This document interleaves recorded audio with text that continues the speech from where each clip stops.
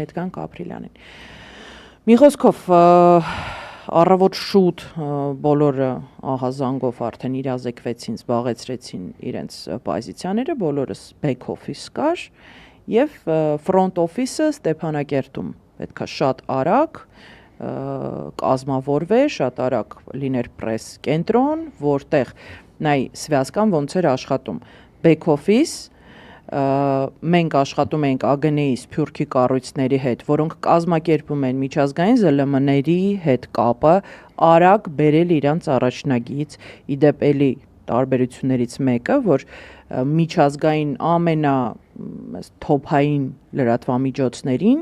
ուղեկցում էին եւ տանում էին հենց առաջնագիծ, ամեն ինչ թույլ էին տալիս նկարել եւ ցույց տալ իրավիճակի տարբերությունը Ադրբեջանի։ Ամեն ինչ չէ, բայց կպատմեմ ինչը ինչևէ, բայց Ադրբեջանը բացարձակ այդ ֆրոնտի, առաջնագծային զոնա ոչ մի միջազգային լրատվամիջոցի չէր թողնում եւ դա էր նաեւ առավելությունը տեղեկատվական պատերազմի մեջ, ինչի հաշվին էինք մենք հաղթում այդ ժամանակ, որովհետեւ մենք բացել էինք դռները, թույլ էինք տալիս իրենց նկարել եւ ցույց տալ իրական պատկերը Արցախում ինչա կատարվում եւ քաղաքացիական օբյեկտների վրա ոնց են կրակում եւ ինչա կատարվում առհասարակ Ադրբեջանի ագրեսիայի պայմաններում, այսինքն մենք մաքսիմալ բաց, մաքսիմալ դեմոկրատ, այսպես ասած, քաղաքականություն էինք վարում միջազգային ամբողջ աշխարհի, լսարանի համար, որը իրազեկվում էր մեզանից առաջնահերթ։ Ու նաեւ չկար այդ նարատիվը, որ մենք 7 երկրի դեմ ենք կռվում, բոլորը մեր դեմ են, միջազգային հանրությունը պահանջում է, որ մենք պարտվենք եւ այլն, այսինքն հակառակը։ Հիմա սկսենք ու ինչպես տեղի ունեցավ այդ front office-ի կազմակերպչական աշխատանքը, այդտեղ կա շատ խնդալու պատմություններ իրականում, որտեղ պատերազմի ժամանակ հաճախ են լինում շատ զավեշտալի, բայց նաև տենց պատերազմական իրավիճակների մեջ ռոմանտիկ եւ խնդալու պատմություններ, մի քանի հատը ես հուսով եմ այսօր Արմանը կպատմի, նաև պոզիտիվ տեսանկյունից, թե ինչպես է դա տեղի ունենում, որտեղ ինքը հասցնում էր համեցաղ աշխատանքը պրես կենտրոնի կազմակերպել, համ գնալ առաջնագիծ կռվել, համ հետո հետ գալ։ Ապրիլյանի ես չեմ կռվել առաջնագծում, բայց մեդիաների հետ եղել եմ։ Ես էի ուղեկցում, հիմա Թոմասի հարցից գանք, նայ Անժելայի ասացի, եթե ամփոփ ներկայացնենք, այսինքն պետության բոլոր ինստիտուտները հստակ գիտեին ինչ են անելու։ Հիմա եթե մենք մի քիչ ռետրոսպեկտիվ հայացք գցենք, թե ինչ էր նախորդում ապրիլյան պատերազմին, Անժելան լավ կհիշի, կարծում եմ, այսինքն կային որոշակի տրիգերներ, այսպես կոչված, դաշտի մոնիտորինգի, նույնիսկ տենց ընդհանուր դիտարկումը վկայում էր նրա մասին, որ Ադրբեջանը նախապատրաստվում է ինչ-որ ծավալուն գործողությունների։ Իրենք շրջանառության մեջ էին դրել օրեր առաջ դրանից շատ ակտիվ քարոզչական հարձակում, ապա տեղեկատվական, որ հայկական կողմը այսինչ ուղղությամբ խախտել է հրադադարի, եսիմ ինչը գնդակոծել է, այսինչ կիրառել է, եսիմ ինչը այս ուղղությամբ եւ այլն ամբողջությամբ սուտ։ Դա միշտ այն քար է, բայց ինտենսիվությունն ու տոնայնությունը այդ արշավի այնպիսինն էր, որ փորձագիտական շրջանակներին թույլ էր տալիս եզրակացնել, որ իրենք հող են նախապատրաստում որոշակի ծավալուն ագրեսիվ գործողությունների։ Դա մեկ։ Նույնը 44 օրյա։ Այո, նույնը արեցին նաև 44 օրյային։ Դա մեկ, երկրորդը, մենք պետք է հիշենք, որ հունվար ամսին Լավրովի այցն էր Բաքու, տարածաշրջան եւ Բաքու, եւ ըստ էության նոր առաջարկով էր հանդես եկել Մինսկի խումբը, Ռուսաստանի իրենց մասնակիցների ձեռքով եւ այսպես կոչված, ժողովրդի լեզվով ասած Լավրովի պլանը, որը գոյություն չունի նման փաստաթուղթ, անշուշտ դա կենցաղային անվանում է, բայց ինչևից է առաջարկը իհարկե Ադրբեջանի ակնկալիքներից բավականին հեռու առաջարկ էր եւ ոչ այդքան շահեկան, ու դրա հետ մեկտեղ մենք պետք է հիշենք, որ ապրիլ ամսին տրաքեց Պանամայի այսպես ասած գործը, երբ որ միջազգային հետաքննիչ լրագրողների ընկերակցությունը հրատարակեց մի ամբողջ փաթեթ օֆշորային փաստաթղթերի ու սկանդալների, որոնց կիզակետում էր նաև մասնավորապես Ալիևների ընտանիքը, այսինքն շատ մեծ սկանդալ էր հասունանում, Հավանաբար այս ողջ գործոնները իրար հետ ըստ բազմաթիվ փորձագետների, այդ թվում մեր ընկերոջ, օրինակ Կարենի Բեկալյան եւ ես իր հետ համաձայն եմ, դրթեցին Ադրբեջանին ինչ որ կտրուկ գործողությունների, որոնց արդյունքում ինքը փորձի բանակցային գործընթացի տրամաբանություն փոխել կամ բերել նոր ստատուս կվոյի եւ եթե ինքը հասներ հաջողության, այն սկզբունքով որ դե հաղթողը ինչ են դատում ու հնարավորություն կունենա թելադրելու նոր պայմաններ։ Այսինքն երբ որ օրինակ ինձ առավոտյան 5-ից քանիս էր, չէ, էլի բեգվա ընդհանուր բանը առաջի զանգը ստացա, այնպես չի ասի որ մեծ անակնկալի է կա, էլի որ ծավալուն գործընթաց է սկսել։ Երկրորդ զանգը եղավ մի 10-15 րոպե անց, ինչից ես եզրակացեցի, որ տանից դուրս գալուց ինձ հետ վերցնեմ բոլոր անհրաժեշտ իրերը, որտեղ ամենայն հավանականությամբ այսօր ու անհասկանալի հեռանկարով տուն չեն վերադառնալու, ժամանակին լավ բառ կար, լավ իր կար, որը խորհրդանիշն էր կարևոր պիտանի անհրաժեշտ բաների, այդ բառը բանն էր, հետո վարկաբեկեցին այդ բառը, բայց այն ժամանակ ինքը պիտանելիության, օգտակարության, կարևորության հոմանիշն էր, դա ուսապարկն էր, այո։ Հետո սարքեցին կամակատար դատարկության հոմանիշ, այդ էլ հարամեցին, բայց այն ժամանակ ունեինք, ես ունեի այդ ուսապարկը, որի մեջ ինձ բոլոր անհրաժեշտ իրերը վաղուց արդեն հավաքված դրված էին, բացի սննդից, պարբերաբար վերանայվում էր, շատ ժամանակ չպահանջեց, ես պատրաստվեմ ու գնամ։ Արդեն ժամը հիշենք, որ պետության աշխատանքը, ինչպես որ Անժելան ներկայացրեց, մի քանի ուղղությամբ էր գնում, այսինքն նախ արդեն առավոտյան 6-ին կային հրապարակումները երկու խոշորագույն ամերիկյան եւ ռուսական լրատվամիջոցների Associated Press-ի մեկ էլ եթե չեմ սխալվում Interfax-ի ամերիկյան եւ ռուսական խոշոր ընկերությունների կողմից արդեն կար հրապարակումը պաշտպանության բանակի հայտարարությամբ Ադրբեջանի ծավալուն մեծածավալ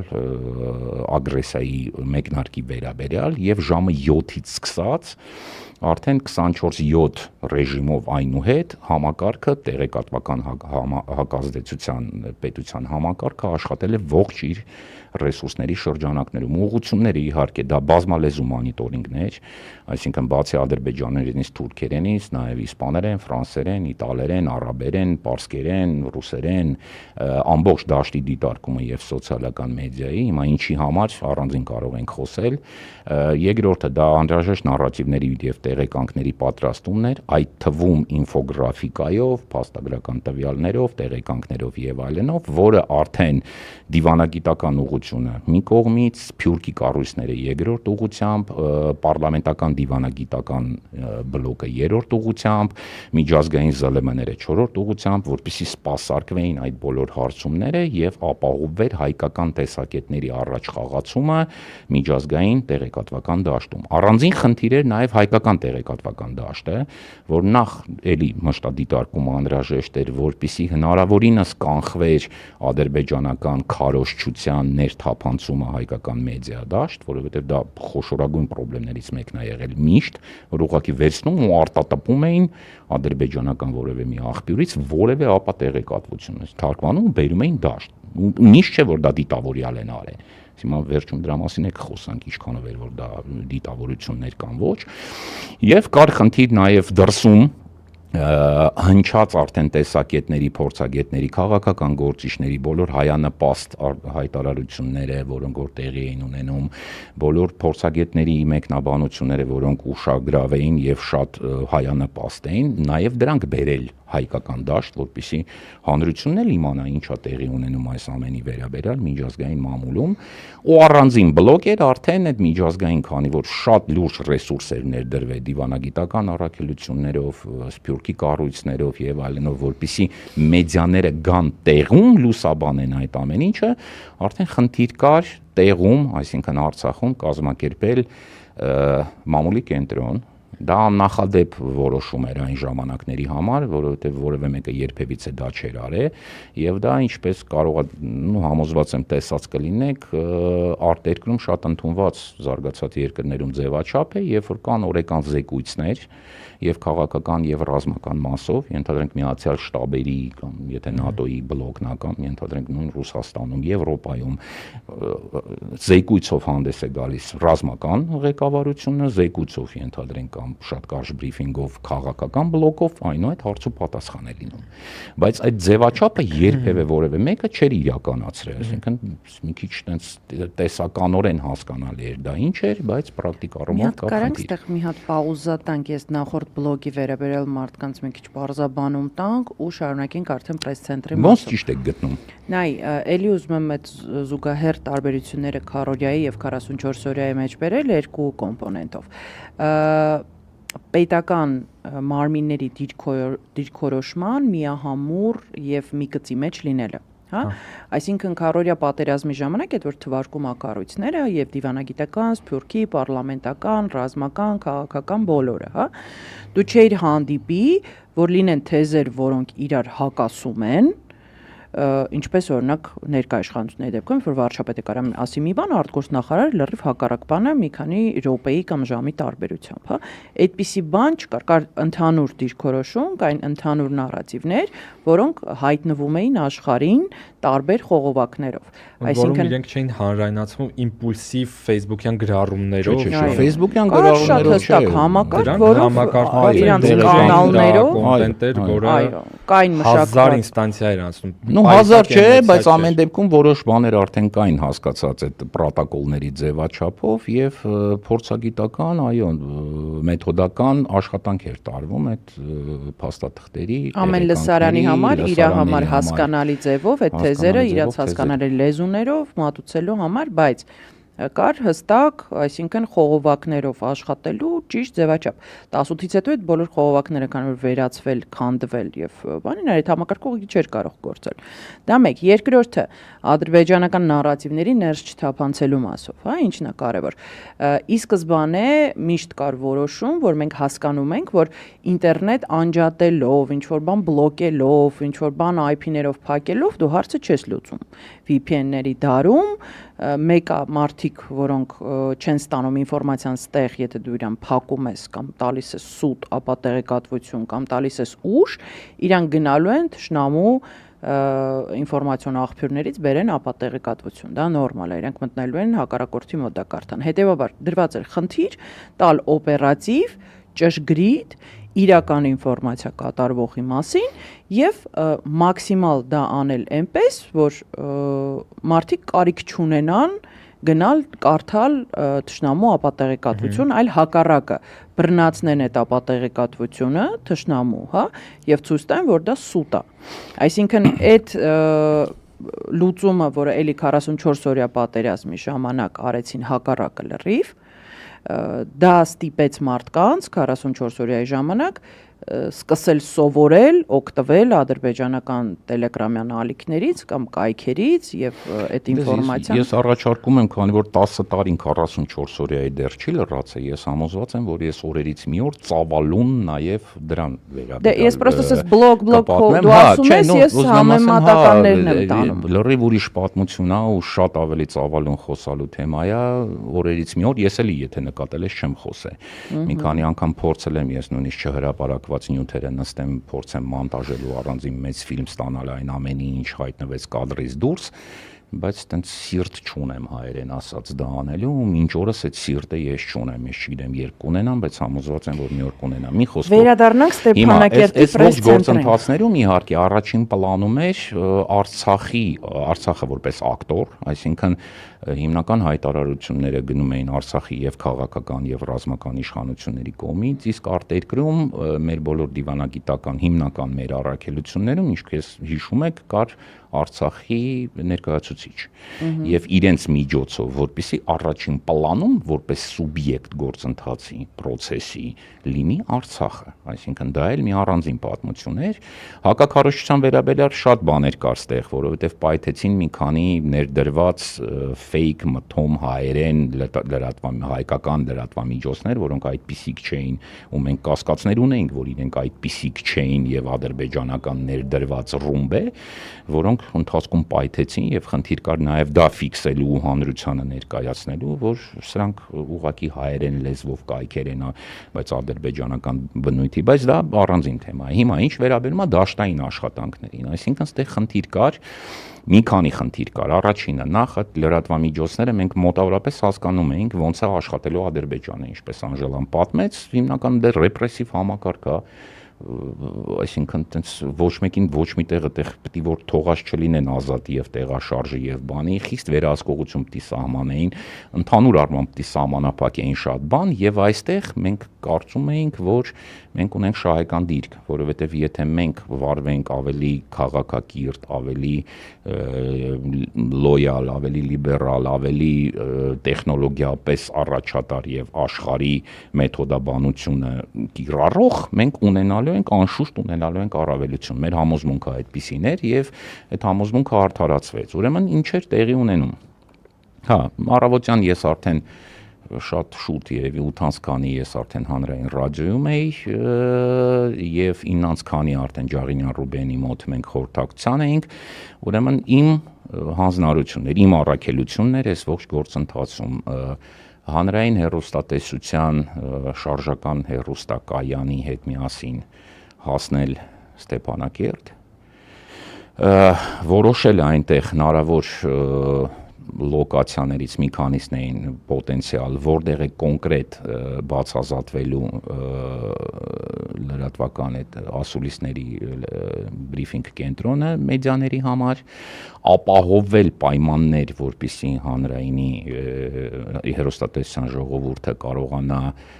բացազատել արբանյակային կապը, որովհետև մենք եւս մեկ խնդիր ունեինք ապահովելու ավտոնոմ տեսանյութերի փոխանցում բոլոր միջազգային մեդիայի համար, քանի որ ինտերնետը չափազանց խոցելի համակարգ էր եւ ցանկացած պահին այն կարող էին վնասել եւ ընդհանրապես ինտերնետը գոյություն չունենար, ապա արբանյակային կապի միջոցով էր հիմնականում տեսանյութերը փոխանցվում։ Դա պարզ համակարգ է, այսինքն վերցվում է մի արբանյակի վրա կապուղի, դա հանրային հեռուստաընկերության ղեկավարությունը լուծեց այն ժամանակ այդ կապուղու հարցերը եւ ալեհավաքդ համապատասխան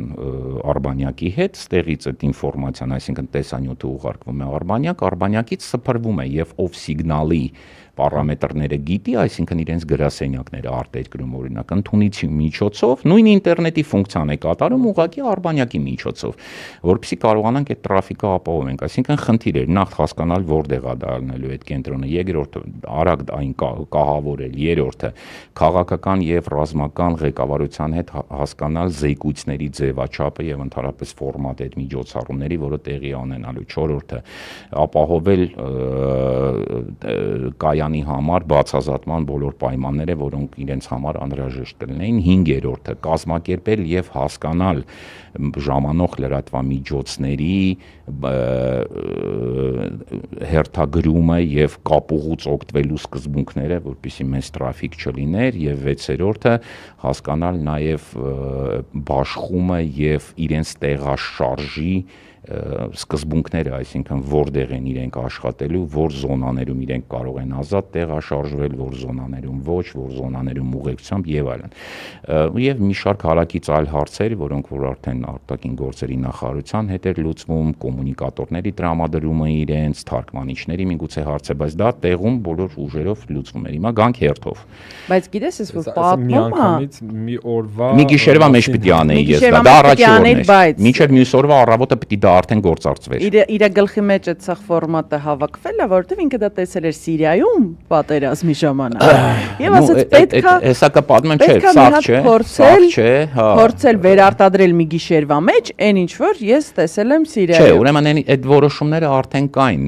ստեղ, այսինքն այդ կենտրոնի ստեղծումը բանը արդեն նախապես որոշված բան էր։ Հիմա Ճիշտ ասած,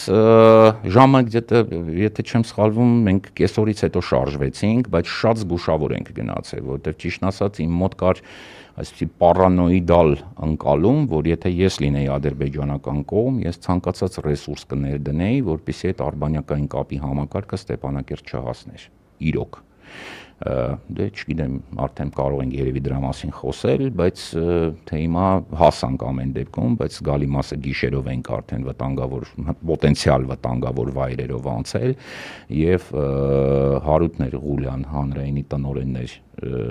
տեխնիկական տնօրենը եւ իր հետ որ քննարկում էինք, խոսեցինք, որ բանը մի ձև քողարկենք այդ արբանյակային ալեհավաքը գոնե ինչ որ կամ քանդենք, պահենք կամ ինչ որ բրիզենտով ծածկենք, որ ակնհայտ չերևա դա ինչ է, էլի, ու ինչ որ ձևով արեցին դա, քողարկեցինք, շատ տենց զգուշավոր եմ գնացել, հանրային ռադիոն իր պարկում չուներ համապատասխան տրանսպորտային միջոց, ես որպես տնօրեն մեքենա չունեի ծառայողական եւ մեքենան էլ վերցրեցի back office-ից նախագահի աշխատակազմի հանրային կապերի եւ տեղեկատվության կենտրոնից UAZ մակնիշի, UAZ Patriot, շատ խորհրդանշական տրանսպորտային միջոց էր։ Ես էլ նստեցի ղեկին, որտեվ տենց վարորդ էլ չվերցրեցի, տենց այդ UAZ Patriot-ով ու հանրայինի այդ բանով տենց շարժվեցինք երկուսով միասին։ Հասանք ուշ գիշերին Ստեփանակերտ, 3-ներ, 4-ներ արդեն, եթե չեմ սխալվում, ու անմիջապես տեղը որոշեցինք շատ արագ, էլ երկար չմտածեցինք, մի քանի վայր կար, որ պոտենցիալ կարող էր ծառայել այդ նպատակին, բայց նայեցինք տենց արագ, դե ես լավ գիտեմ այդ վայրերը, սկի նայելու խնդիր չկար այն մնացած երկուսի, որոշեցինք, որ ամենաօպտիմալ տարբերակը դա Արմենիայի հյուրանոցի ներսում է, երկու պատճառով, նախ հիմնական ժամանող լրատվամիջոցները արտերկրից տեղել հավանաբար պետք է ապրեին, երկրորդը մոտ էր նախագահականը եւ համապատասխանաբար կառավարությունը բանը, երրորդը մեծ ազատ տարածք կար դիմաց, այսինքն հրապարակը, որը հնարավորություն էր տալի եւ շարժական կայանի բացազատմանը եւ արբանյակային կապի հաստատմանը եւ եթերային լրատվամիջոցների համար համապատասխան բեքգրաունդ ունենալը, այսինքն նախագահի նստավայրն էր, դրոշը, զինանշանը, ազատ տարածք, հրապարակը, պիտաչոկը, բան, այսինքն մի քիչ հարմար էր ինքը